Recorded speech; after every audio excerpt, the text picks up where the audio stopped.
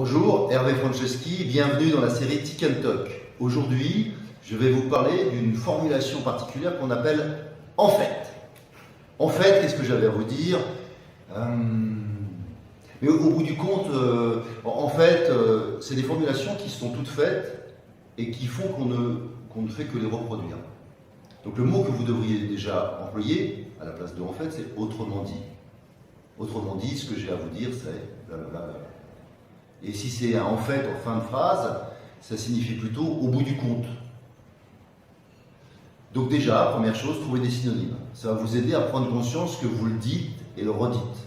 La deuxième chose, c'est qu'au moment où vous le faites, où vous utilisez cette expression « en fait », prenez un temps de respiration. Ça donnerait quelque chose comme « en fait, oui, ce que je suis en train de vous dire », ou autrement dit, et ce qui me permet de mettre la vraie formulation de la phrase à ce moment-là, pour m'habituer à supprimer ce mot. Parce qu'en fait, tant que j'en prends pas conscience, comme je viens de le faire, en fait, eh bien je vais le redire, et le redire, et le redire. Alors que j'aurais pu dire simplement, autrement dit, ce que je suis en train de vous demander, c'est de répéter le mot avec son synonyme.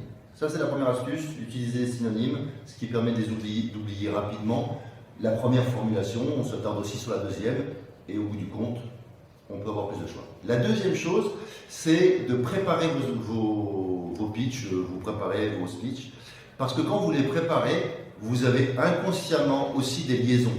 Et c'est tous ces mots de liaison que nous cherchons et que nous répétons indéfiniment avec la même variante, par exemple comme du coup, comme par exemple, toutes ces formulations intermédiaires qui peuvent être verbales ou des tics verbaux sont simplement parce que je n'ai pas préparé et que je ne sais pas ce que je vais dire. La réponse à ça, c'est le silence. Donc les deux réponses que je vous propose, synonyme et silence. Merci et à très bientôt.